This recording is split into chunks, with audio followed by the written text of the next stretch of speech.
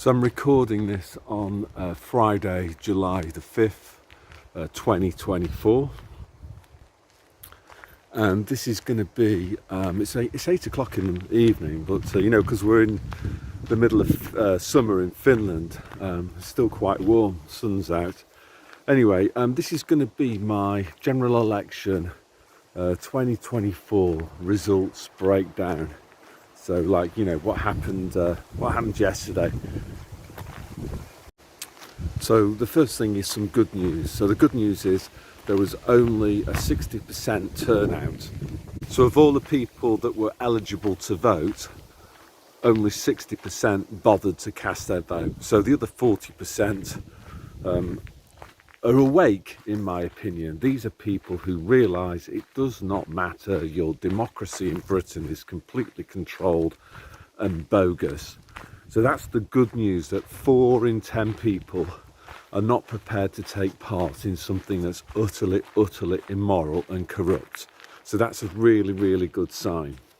And then just to put that into context, in the 1950s, there was regularly elections where over 80% of those eligible to vote actually voted. So their system is in a massive problem.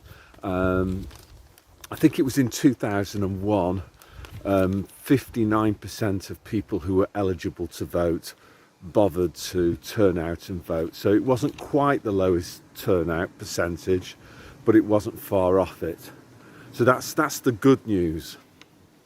Obviously, to counter that, we need to sort of think about the people that were tricked.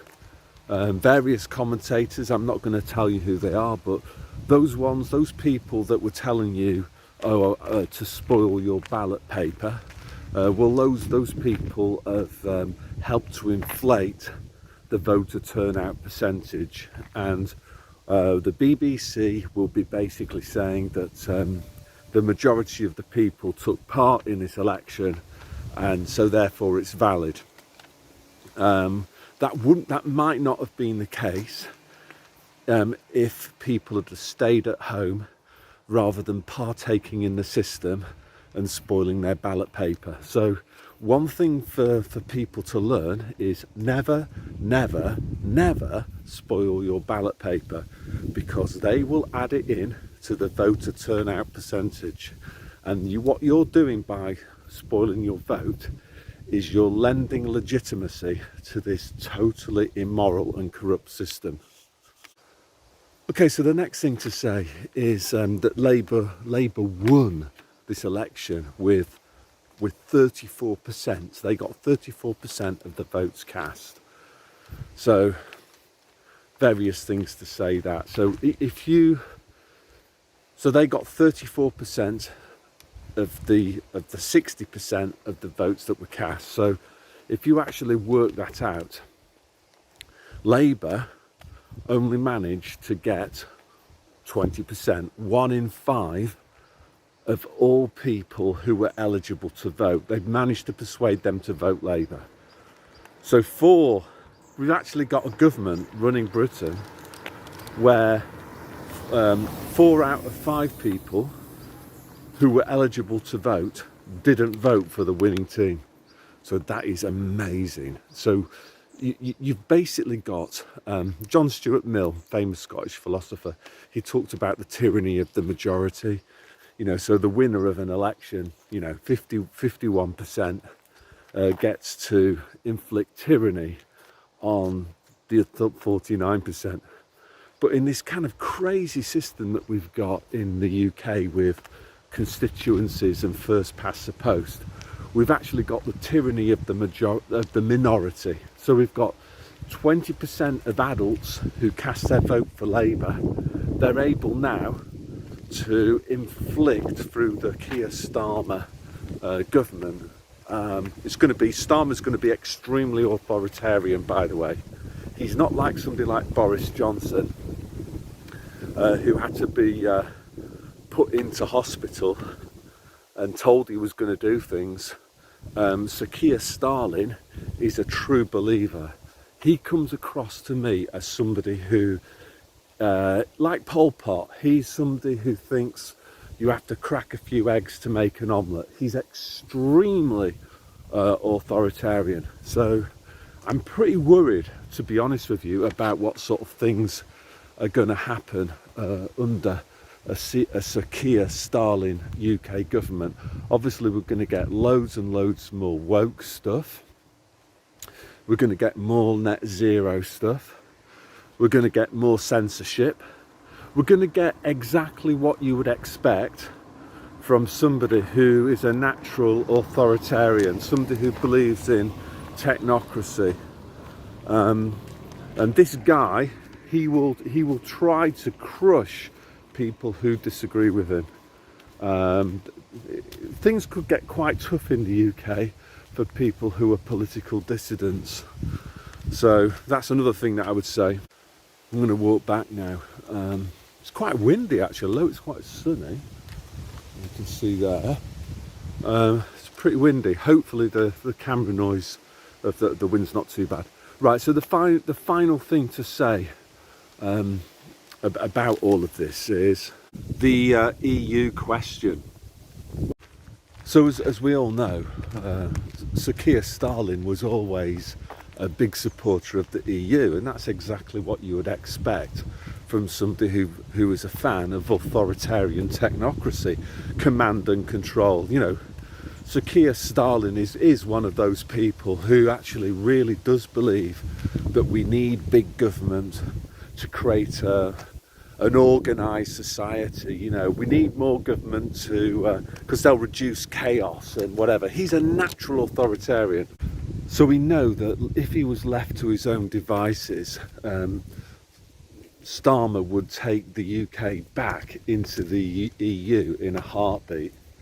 But then the other thing that we've got to get our heads around is that he's not really in charge. All that Starmer is just a puppet. He's the same as Sunak, so he will have orders to fulfil. He'll be given a list of orders, a list of targets, a list of policies to enact, and that's all he's going to do. He's just an order follower. So it's going to be quite interesting watching here from Finland to see what he does with regard to the UK, because I think, you know, the Labour majority is going to be quite substantial. So there would be nothing, I don't think there would have to be another referendum to bring Britain back into the EU. I just turn this around. This is like a summer scene in Finland. So I don't know about you guys. This is something I've been thinking about for a while. You know, with regards to you know, Brexit and that. Was the referendum result, you know, the vote for Brexit, was it something that came as a surprise to the big club, or was it something that they planned all along? If I'm honest with you, I don't think I know what the answer to that is, because I think there certainly was evidence from, like, the BBC that on the day after the Brexit referendum vote, you know, I think many of the BBC newscasters did a good impression of being surprised, but I don't really know. But one thing that I always say is that don't listen to what they say, watch what they do. So if Sir Kier Stalin takes Britain back into the EU, we'll know something about our kind of democracy, won't we? We'll know that referendum result was actually legit, you know. We actually voted for something and something happened. We'll actually have some evidence to suggest that democracy is sort of real. On the other hand, if he doesn't take Britain back into the EU, then I think what we can conclude is that Brexit wasn't a consequence of a popular vote. It was something that the globalists wanted. For whatever reason, I don't know. It was something that they wanted, and they orchestrated it. Maybe as a demoralized, I don't know what. But it'll be quite interesting. So I'm going to watch Starmer closely. Is he going to take Britain back into the EU or not? If he does, then that tells me that the referendum, the 2016 Brexit referendum, was a real exercise in democracy. If he doesn't take Britain back in, then it tells me that Brexit is part of the globalists' plans.